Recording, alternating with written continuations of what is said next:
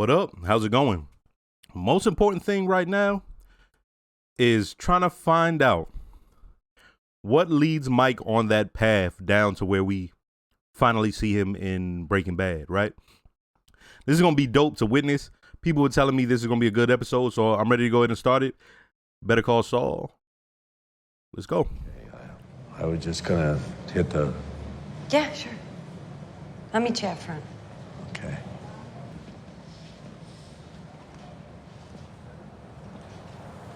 Janitor.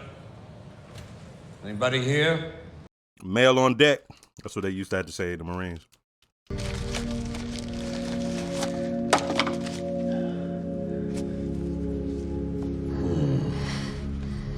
Man got popped. Okay. She still asks about him. Where's Daddy? She just misses him.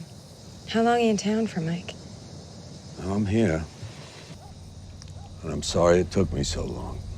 But I'm not like I was. I'm back. I'm solid. I want to be here for you, for Kaylee, for my family. I know I just need to move on from this, but I keep thinking about something. About what? How before Maddie died, like, for a few weeks there, he was different. Moody, you know? I started to think something's up at work or someone's sick, something like that, but he wouldn't talk to me. Cops aren't real touchy-feely, you know that. As far as I remember, he seemed okay. He seemed okay to me.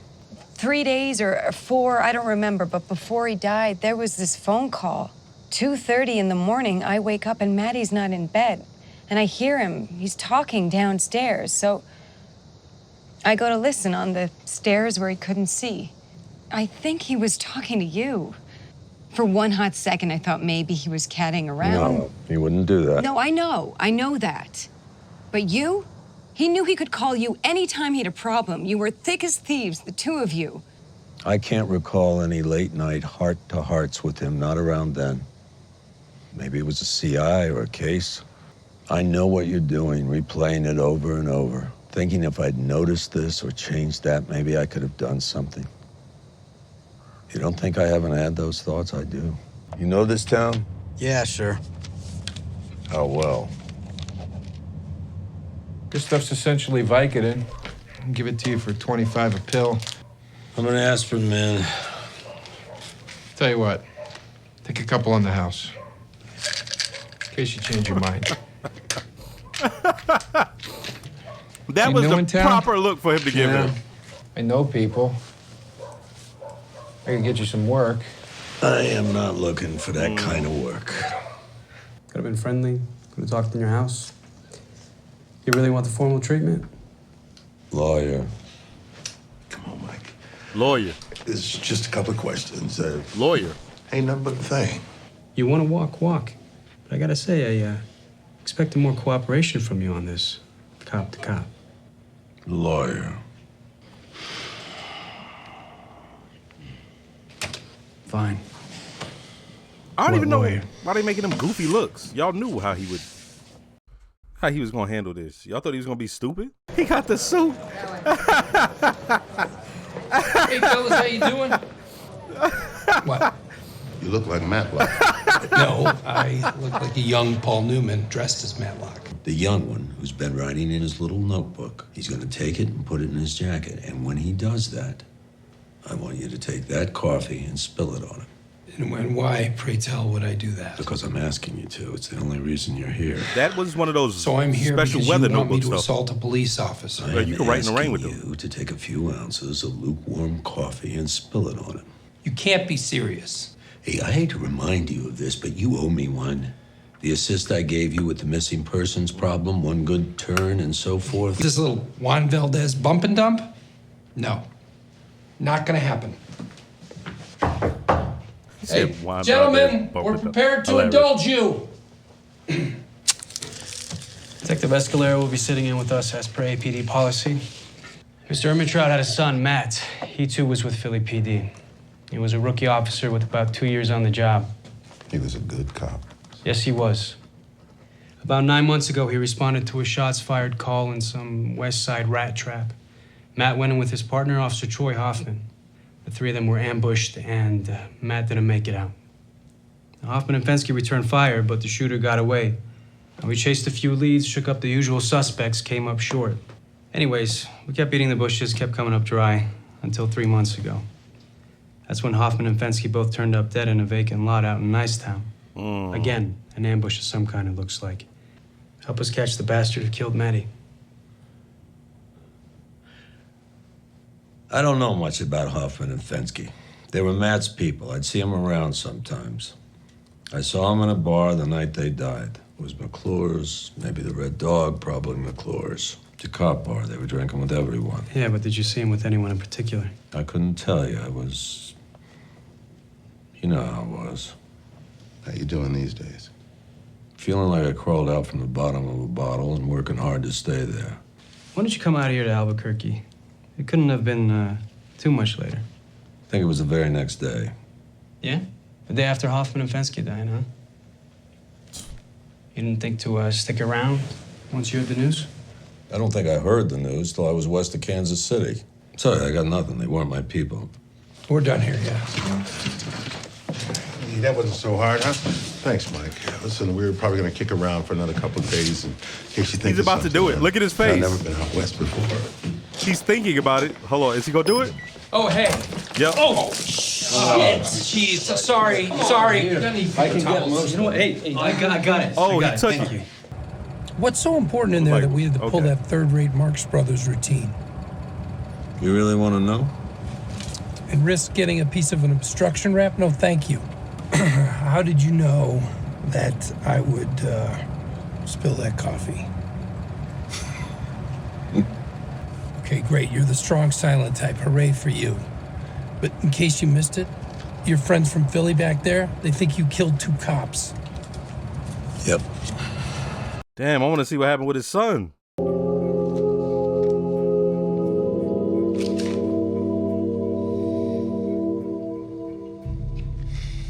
Dang.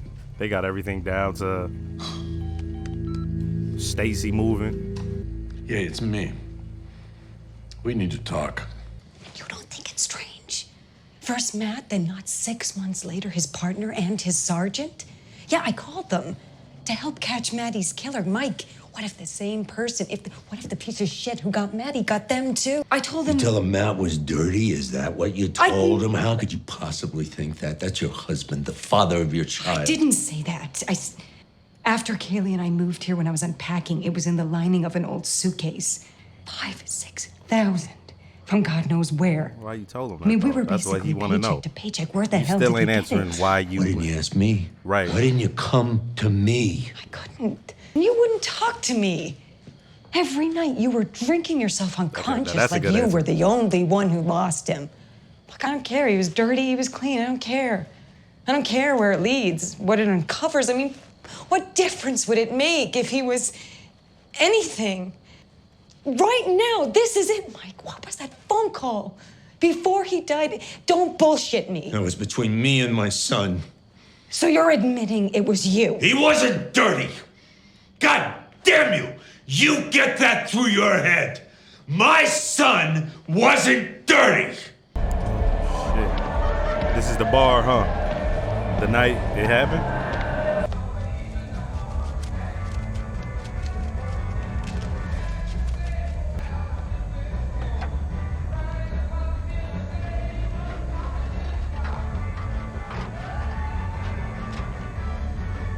Oh, this is a crazy technique. And then pull the lock.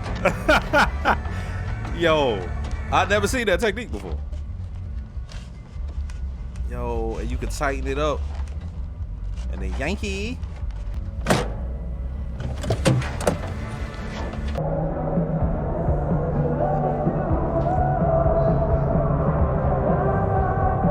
Obviously, he think they set him up, I think.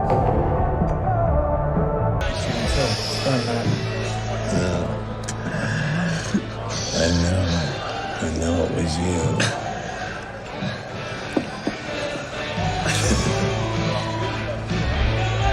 Yo, imagine the feeling they just had.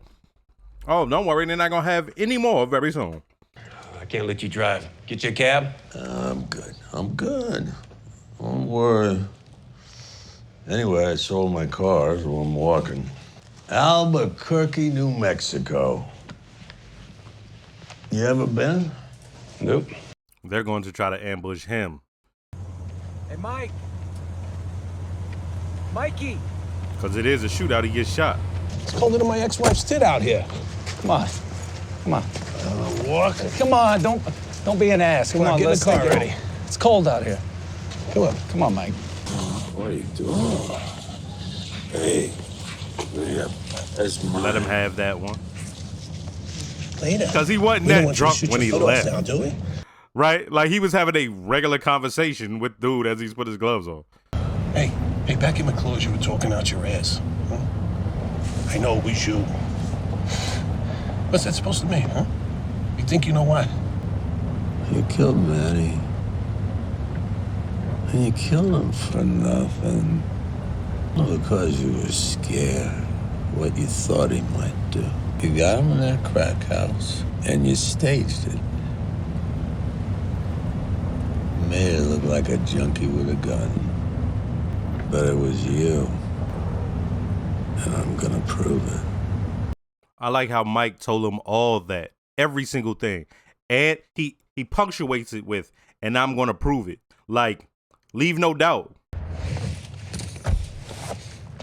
That's what he did. He put that in there. Okay, there we go. Now, you wait there 1 second. I'm gonna work this whole thing out, okay, Mikey? He couldn't live with it. Not dying the way he did. It's too much for the old man. So Mike here decided to eat his gun. Smart. That's what I would have done if I were you. Let it blow on they stupid ass. Let's go, Mike. Stupid.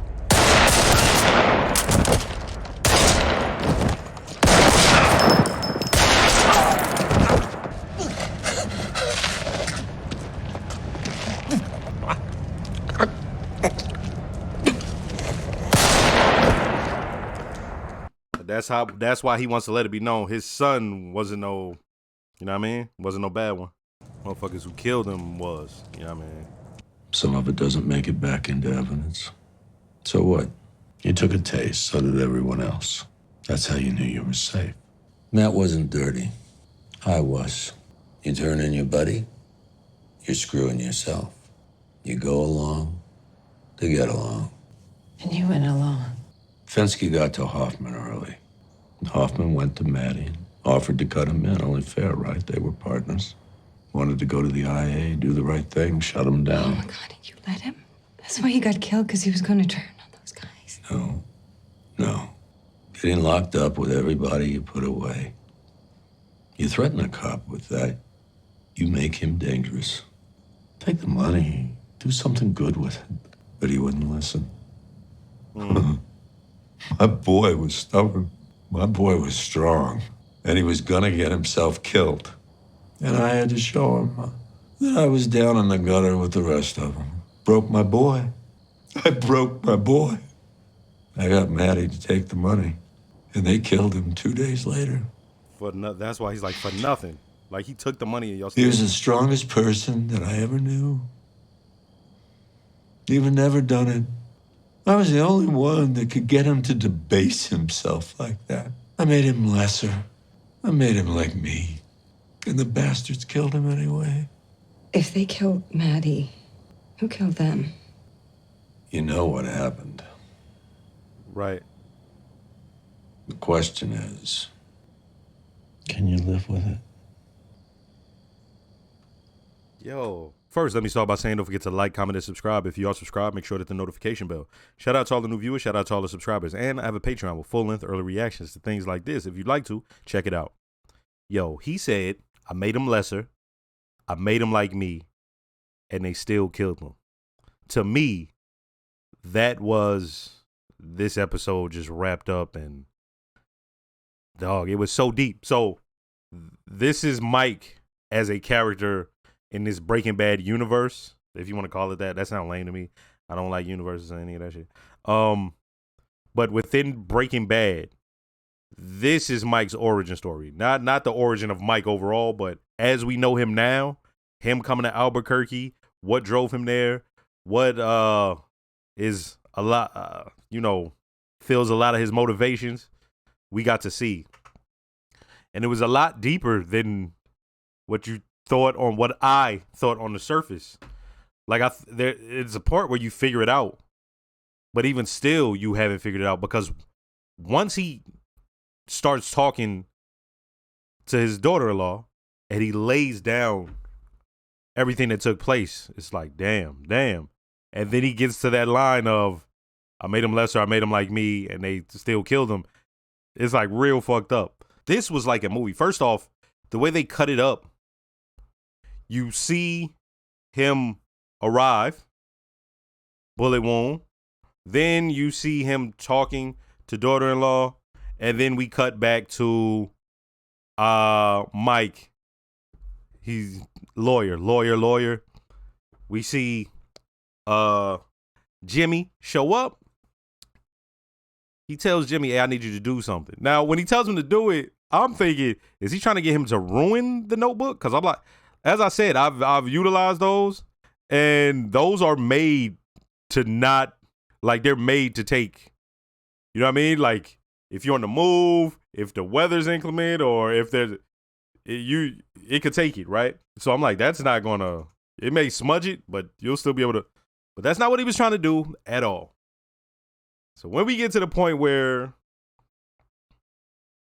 Mike is talking to them, when we first see them, it seems ominous in that last episode, and it seems like, damn, oh shit, they're coming for him.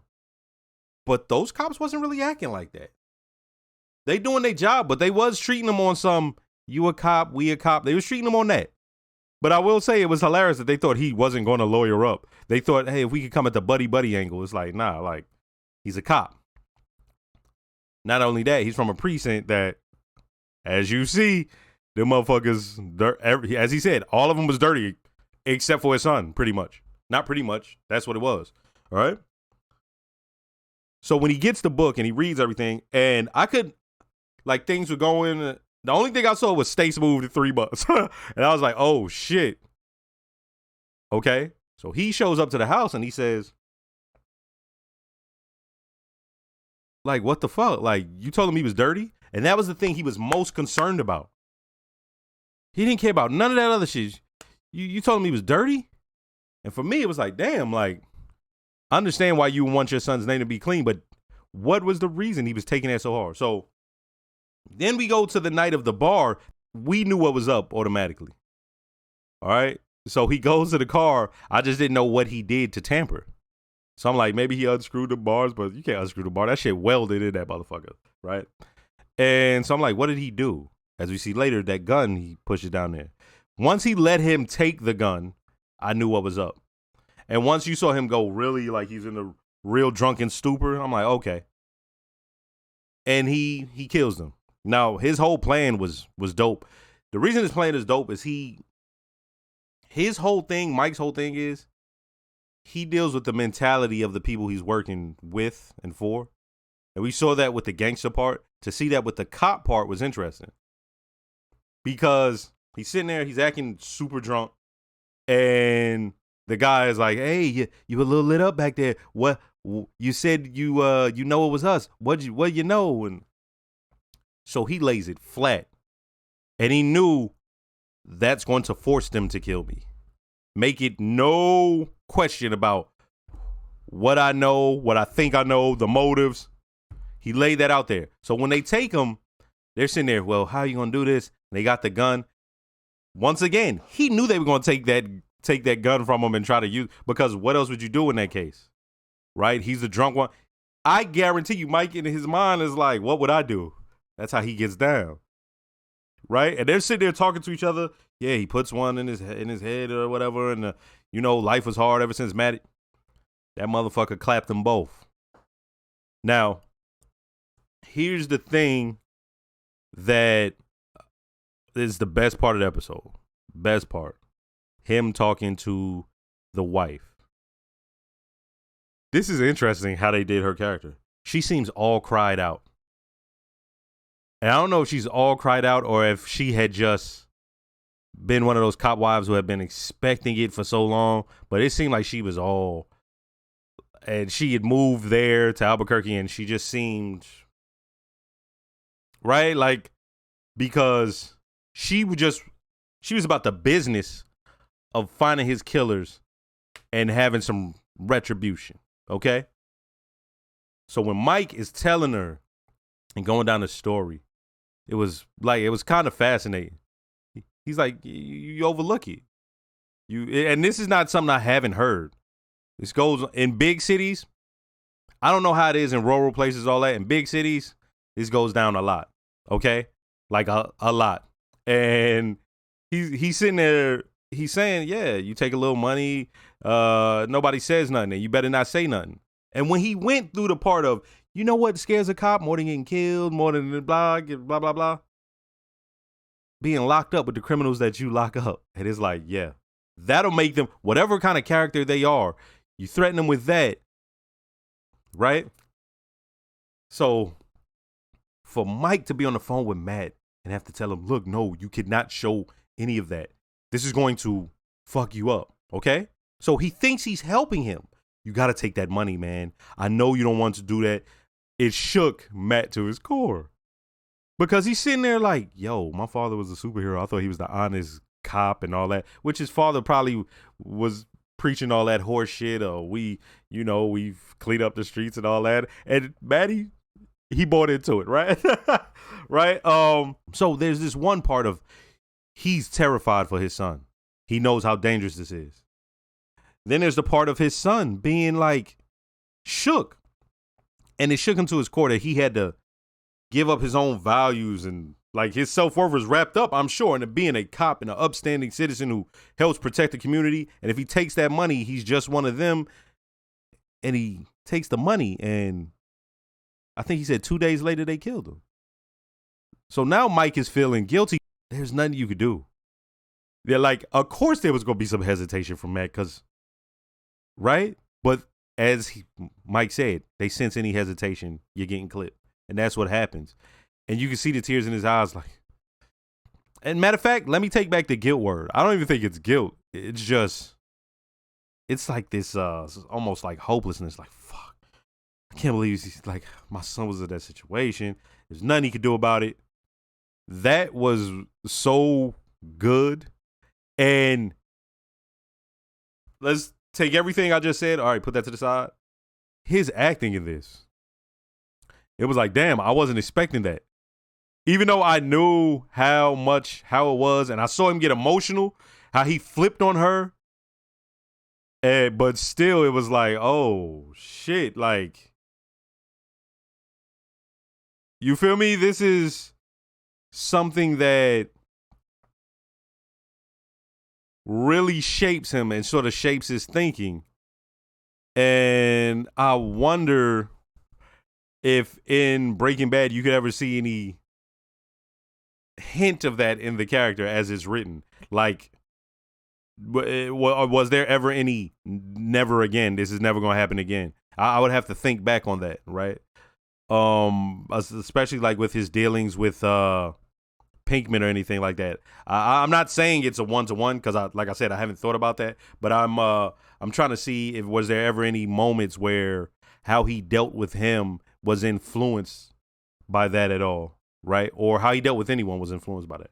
Yeah, man, this was dope. As I said, it played like a noir film or something like that. It was cool. Like even the little fades they were doing into scenes and stuff like that, it felt, And then when Saul comes in, he's still Saul. It's still humor. He has the Batlock suit on, but then you see him dealing with should I, shouldn't I, with the coffee thing, and you see when the story starts and he finds out and he looks at him like, oh shit, this is that kind of thing, right? This is a deep thing. Like at the very moment they start talking about what took place and they mention, Matt,